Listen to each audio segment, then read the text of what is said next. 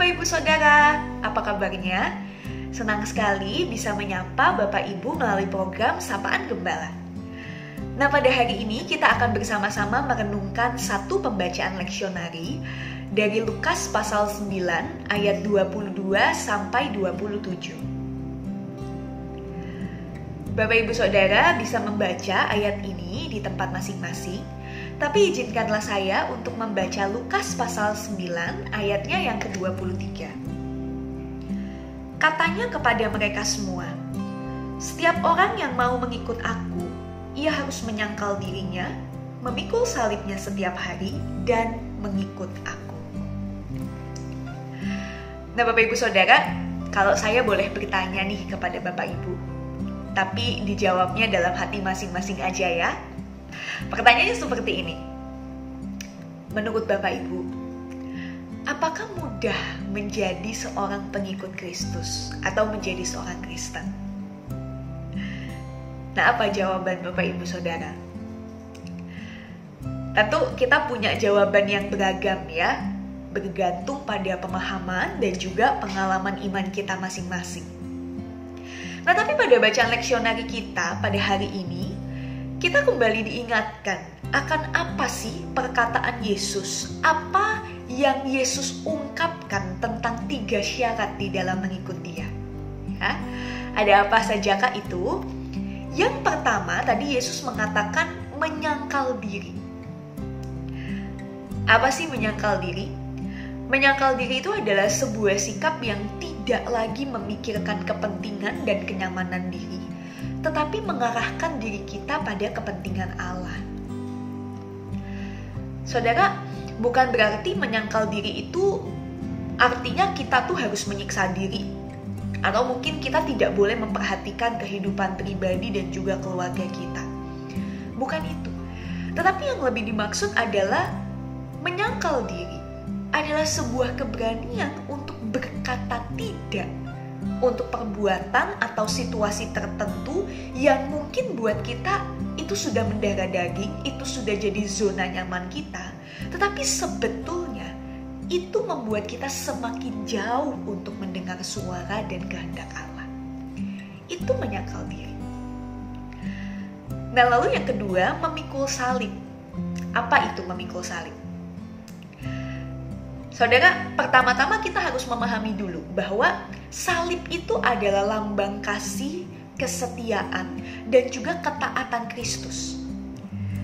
Salib tidak bisa pertama-tama kita lihat sebagai beban yang berat dan tidak tertanggungkan di dalam hidup.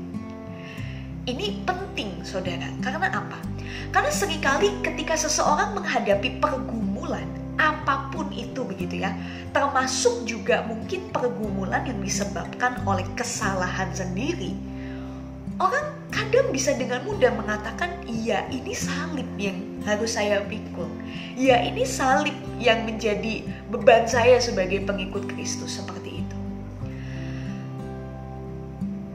Saudara, kita perlu mengingat sekali lagi bahwa Yesus memikul salib itu bukan karena kesalahan dirinya, tapi justru Dia memikul salib sebagai sebuah komitmen, sebagai sebuah bentuk ketaatan dan cinta kasih kepada Bapa yang mengutusnya.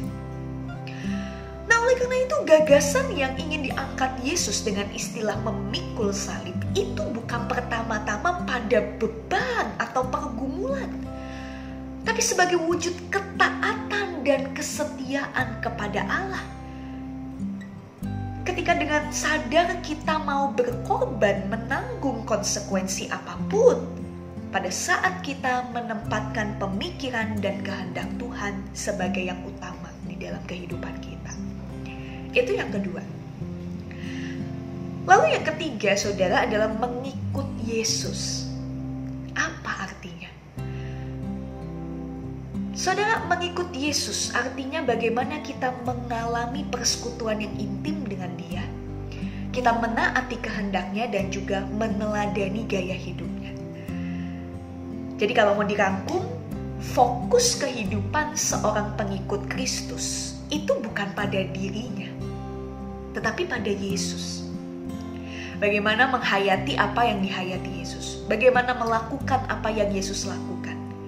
bukan perkara bagaimana saya mendapatkan apa yang saya inginkan.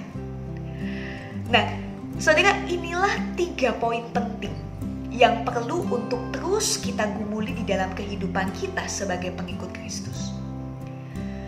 Pertanyaannya, apakah sulit untuk melakukan ketiga hal ini?